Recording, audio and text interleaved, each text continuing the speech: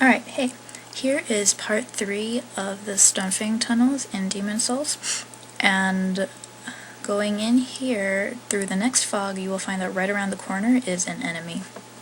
So don't be alarmed, it's just him, so you can take him out. He actually scared me. I'm not really into I told you so.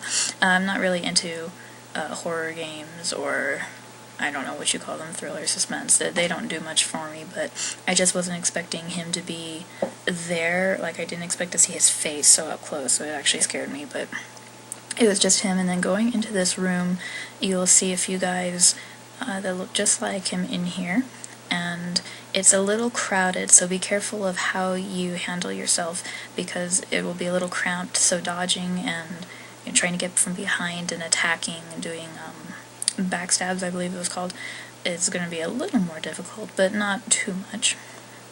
But there's a few guys in here, and then I believe there are some items, I think one item that you can pick up in here, and this area is actually a little more intriguing to me visually, because I can see what the level is supposed to be like.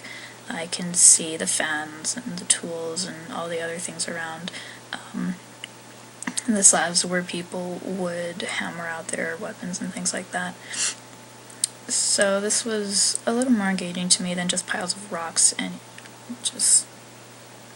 okay, whatever. So, going here, you can see me running into stuff. I was actually kind of sad you couldn't pick up the swords there. Here's the item that I mentioned. You can get some more stones that you can use to upgrade your equipment. You can get a lot of that here, so this really is a good place to farm for that kind of stuff. Going into the next place, nothing up front really. There is that item over there. You can go up here, which is something that I'm going to do in just a second. I wanted to look here at the bloodstains, because going into a new place, I want to see how other people die, what direction they're facing, what they're trying to do, but that didn't really tell me much, so I just went ahead and went up to this top level here. And here you will find that there's an item all the way down there, and it's fairly safe up here, I guess.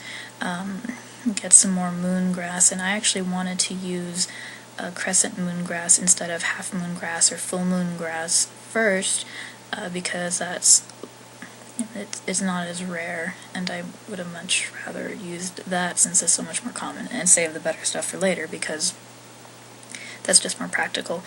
So I'm looking around here. I don't really know what else to say about this map in particular, other than pointing out where items are, what enemies are doing what. In this video you will find that there are dogs finally as you get into this place. There are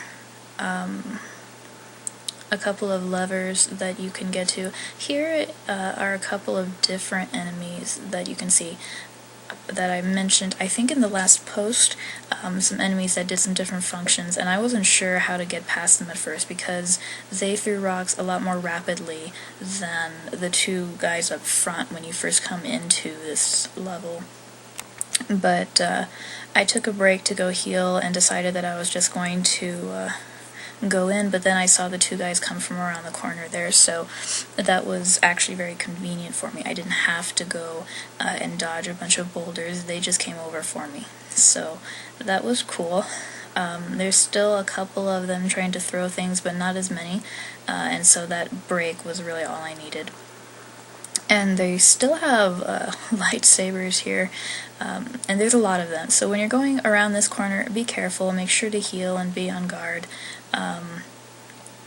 Ranged things such as spells or I guess piercing damage is really what you want here still, and I didn't have any of that, so this was a little more difficult for me because I had to go through with my battle axe and just kind of take the brunt of it and do some blunt damage, which wasn't as effective as it could have been, but it did the job. So went through here, and I think there might have been a total of 6 or 7 of them, and then past this it's actually pretty clear for the most part until you go up to the next place. So this is the hardest part of this little area right here. You can see me going through items. For some reason I was really grudging about healing on this map. I don't know what it was. I didn't want to use any healing items. I guess it's because I had gotten used to the first level where you went through, and it was easier for me, and so I expected to be able to go through and not have to use a whole lot of healing items, so I was miffed that I had to use any, and I wasn't finding a whole lot on this level. I found more stones for equips, not healing items, so it was just kind of annoying to me, and I think I didn't really want to use healing items at all. But the reason why I'm going back up here is in order to access that item I have to go from above, so I just went up. And I had previously just got a steel shield, which is pretty handy, but fairly heavy from what Kuro's told me. I didn't try it out yet. And then the unknown hero's soul there, which is good for more equips and boosts and things like that. This guy's bloodstain also didn't show me a whole lot. He's just wandering around in one place, so I had to ignore him. I decided to look at that message, and it didn't tell me anything at all other than the guy was in trouble, so I felt kind of sorry for him. This says to use spears on the next enemy. Unfortunately, I don't have any spears, I don't have any piercing damage, so I'm just gonna have to go without it. But I've faced these little fire lizards before. Surprisingly, there were a lot more, and then there were the dogs. So I had to take it easy here, and I was kind of thankful that the lizards were in front and that they moved slow, because that allowed me some time to get some strikes in first. And because the dogs have always been very annoying to me. They have always attacked so quickly and so many times that it would take away my stamina or my health, and you can see that my health is down quite a bit there, so same thing there. But after a couple of tries, I managed to take them out. I actually thought that that lizard was going to fall over the edge, but he didn't. He seesawed and came back in. I got a dragonstone there, which is cool. Makes for some pretty good equips. I don't remember exactly what kind of weapon it turns it into. There are different kinds of upgrades that you can get besides, +1, +2, +3. You can get Blessed or Moon or Quality or different things. And maybe I'll see if I can convince Kuro into writing a post about the different kinds of upgrades that you can get based off of what kind of items that you find, because he's a little further ahead than I am. I'm still catching up, but I want to be a little more thorough about this. Here is the dog that I'm pretty sure that I had mentioned in my previous post, that he was sticking halfway out of this little tower, and I'm not exactly sure how he got there. I didn't know how I could get to him. I couldn't really land any hits on him, I don't think. So I just decided to ignore him for the most part, because it looked like he was stuck there. And I thought this was him here that jumped out from the side, but it wasn't, because the dog was still in the tower. But going on, exploring here, going down, I think you can see there's an item right here. You can find some more half-moon grass, which is slowly becoming more of a staple for healing than crescent moon grass. You won't find much of that anymore, and really at this point you won't be using that as much anymore anyways. It just won't do as much for you. Underneath here, this little ramp, there are a bunch of enemies. This guy came out to greet me first, so I took him out, and there are, I think, 3 or 4 more past him, and this video is a little dark, and it's really not much different on my screen, so it's a little challenging to play in darker areas of a dark game with dark settings, but you can kind of see going into here where the enemies are, how many there are, what they're doing. So I think there's 2 more there, maybe 3 in the back, and I was trying to lure them out, but they wouldn't go. Those two were determined to stay together, so I had to just go in and shield and fight. But this guy finally lunged forward. For how slowly these guys advance or step forward, I found that they turned around to face you very quickly, which was very annoying to me because I knew that since they were so slow moving, I wanted to just take out them in one hit with a backstab, but I could never get around in this case. You can see that my messages have been recommended there. The only thing that I don't like about that is I don't know which message has been recommended. I mean, it's exciting to me. Oh, somebody's recommended my message, and I was so excited to have been helpful. Somebody liked it. Maybe it saved their life or something dramatic like that, but I don't ever know which one. But anyways, here, turning the lever there, that will activate, one, a cutscene, but two, it'll pour some sand. And I don't know if you remember in the previous videos there was that pool of lava, and we saw the monsters fall in and it will disintegrate you and cause you to suffer greatly.